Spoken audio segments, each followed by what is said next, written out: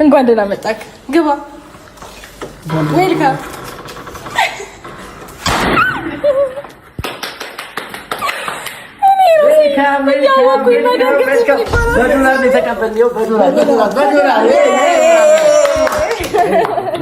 እንኳን ደህና መጣ። እጂው በዶላር ሰላም በልኝ ወንድሜ። ወንድሜ እንኳን ደህና መጣ። ደስ ይላል የእውነት ወንድማችን እንኳን ደህና መጣ። የኔ ቆንጆ የኔ ውድ ባል ዌልካም።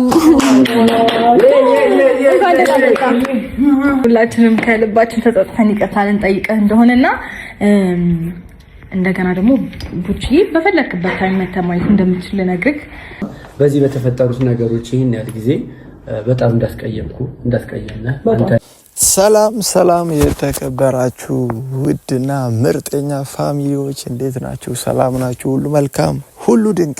እኛ አለን እግዚአብሔር ይመስገን። እናንተም ጋር ሁሉ ሰላም፣ ሁሉ ድንቅ እንደሚሆን ባለሙሉ እምነት፣ ባለሙሉ ተስፋ ነኝ። ፋሚሊዎች ዛሬም ወደ እናንተ መጥቻለሁ። ለዚህ ቤት አዲስ የሆናችሁ ይህንን ቤት ሰብስክራይብ እንድታደርጉ ስል በታላቅ አክብሮትና ትህትና ጠይቃለሁ። ቪዲዮ ስንለቅ እንዲደርሳችሁ የደውል ምልክቷን መጫን እንዳትረሱ። ዛሬም እንደተለመደው በአዲስ ነገር ወደ እናንተ መጥቻለሁ። ፋሚሊያንስ ያውና አብረሽ ህይወት ላይ ተፈጠረ ያለውን ነገር እያያችሁ ነው። ዛሬ ደግሞ በይቅርታ መጥተዋል። በጣም በይቅርታ ደስ ይላል። በጣም ነው ደስ ያለኝ።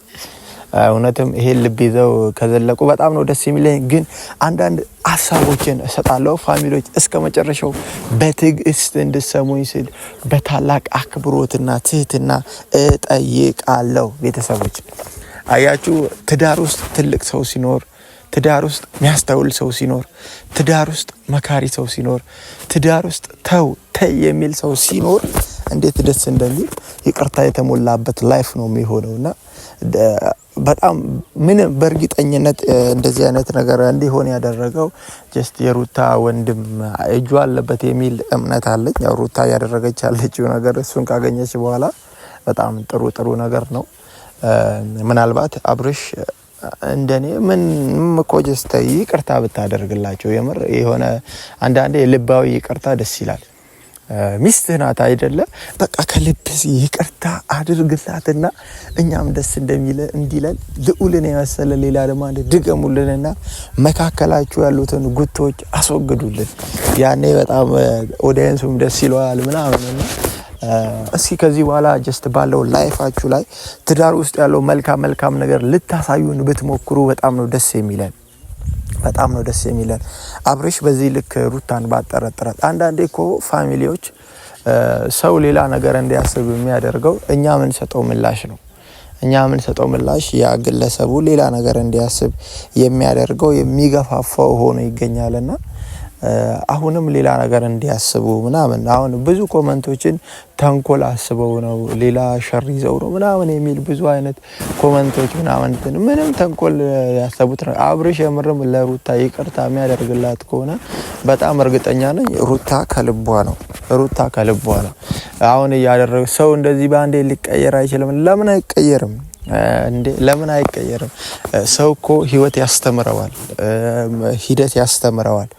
እንዳልኳችሁ እንደዚህ አይነት መልካም ወንድም ካላት፣ መልካም ቤተሰብ የሚመክራት ምሰማው ሰው ካለ ማትቀየርበት ምንም አይነት ምክንያት የለም።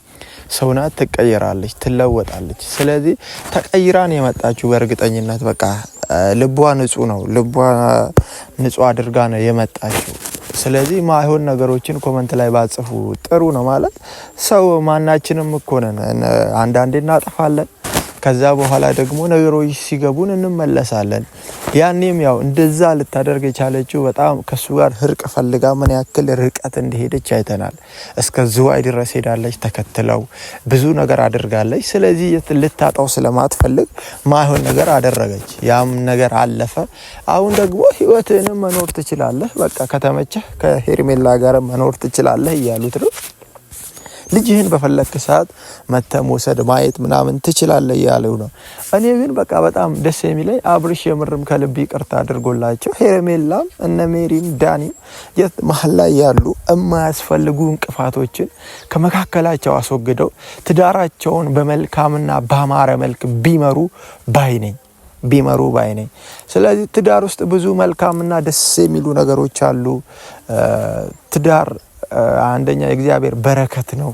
ትዳር በረከት ነው፣ ከፈጣሪ ዘንድ የሚመጣ በረከት ነውና ያንን በረከት ቢጠቀሙ። በትዳር ውስጥ እግዚአብሔር ቀልድ አያውቅምና በጣም ሲሪየስ የሆነ ነገር ነው።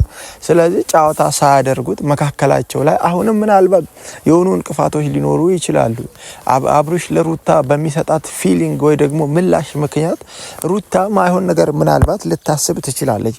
ግን ነገሩ እንዴት ነው ብለን ስናስብ አብርሽ ለሷ የሚሰጣት ደግሞ ወይ የሚያሳያት ያ ነገር ይወስነዋል። አብርሽ መልካም ነገር ካሳያት፣ አብርሽ መልካም ፊዚካል ካሳያት፣ አብርሽ ጥሩ ነገር ካሳያት በጣም በመልካም በጥሩ ምላሽ ነው ለአብርሽ ብዙ ነገር የምታደርገው ማለት ነው። ግን አብርሽ አሁንም እሷን ለመክፋት ሄርሜላን እንትን ለማድረግ ምናምን ከሞከረ ሌላ ነገር ልታስብ ትችላለች። ሩታም ትዳሯን ትፈልጋለች። ሩታም የልጇን አባት ትፈልጋለች። ሩታም አብርሽን ማጣት አትፈልግም። ስለዚህ ዛሬ በቃ በይቅርታ መጥተዋሉ። በጣም ነው ደስ የሚለው። ይህንን ደስታ ደግሞ እንዲቀጥል ማድረግ ያለበት አብርሽ ነው። ስለዚህ አብርሽ ይቅርታቸውን ተቀበለ ይቅር ብለሃቸው እስኪ ደስ የሚል የትዳሩን ላይፍ አሳዩን። እኛም ደስ ይበለን፣ በጣም ደስ ይበለን። የምር ታርቃችሁ አይተን እንደኔ ግን የምር ታርቀው አንድነታቸውን ማየት የጓጓ ሰው አለ? እስኪ ማየት የጓጓ ሰው ኮሜንት ላይ እኔም ጓጉቻለሁ በእውነት። እና አብርሽን ህርቅ አንድነት በጣም የናፈቀ ሰውና በጣም ነው መጓጓው። እነሱ መች ነው ታርቀው አንድ ሆነው ለሰው በቃ ትዳር ውስጥ ያለውን ያንን ሰላም፣ ትዳር ውስጥ ያለውን ያንን ደስታ የሚያጋሩት ደስ የሚለውን ነገር መች ነው የሚያሳዩት እላለሁ።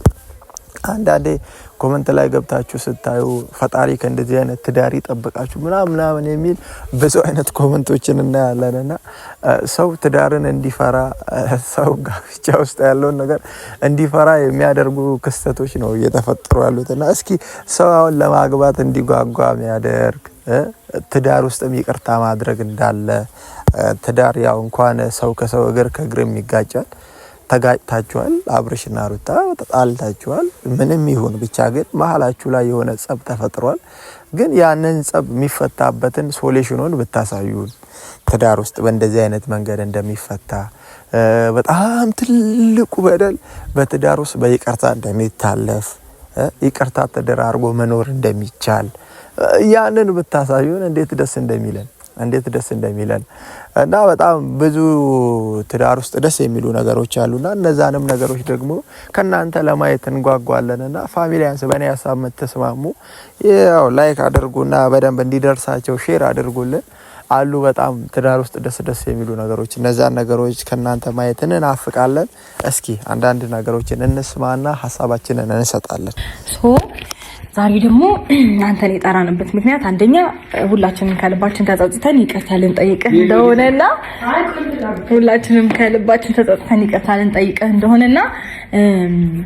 እንደገና ደግሞ ቡቺ በፈለክበት ታይም መተማየት እንደምትችል ልነግርህ እና በቃ እንደፈለክ ነው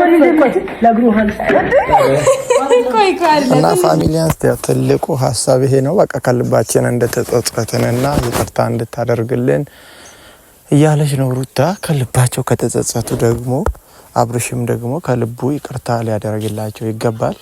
ዳኒም በጣም እስካሁን ስላደረኩት ነገር ይቅርታ ምናምን እያለ ነውና የምር ከልባችን ተጸጽተናል። ቡችዬን በፈለክ ሰዓት መተማየት፣ ወስደ ማዝናናት፣ የፈለከውን ነገር ማድረግ ትችላለህ እያሉት ነው። በቃ ስለተመለሱ ነው ህፃኑንም እንዲወስድ የፈቀዱለት እንጂ ህፃኑን እንዳይ ማድረግ ይችሉ ነበር። ግን ያው ከልባቸው እንደሆነ በዚህ ነገር ማወቅ ትችላላችሁ ቤተሰቦች። ስለዚህ ከሰው ከልቡ ደግሞ ይቅርታ ካደረገ ይቅርታ ማድረግ ደግሞ የትልቅነትና የአስተዋይ ሰው ምልክት ነው። ስለዚህ ከልቡ ይቅርታ አድርጉላቸው። ልጃቸውን አንድ ላይ ቢያሳድጉ እንዳሉትም ደግሞ በፈለገ ሰዓት ልጁን ወስዶ እያዝናና እሷንም እያዝናና ምናምን ነገር ከዛ ደግሞ ይበልጥ ደግሞ በይቅርታ ሁሉንም ነገር ጨርሰው ደስ የሚል የትዳር ላይፍ ቢኖሩ ደስ ይለናል። በቃ ይህቺ ነጥብ ነው። ሩታ ከልቤ ተጸጽቻለሁ፣ ከልባችን ተጸጽተናል ብላለች።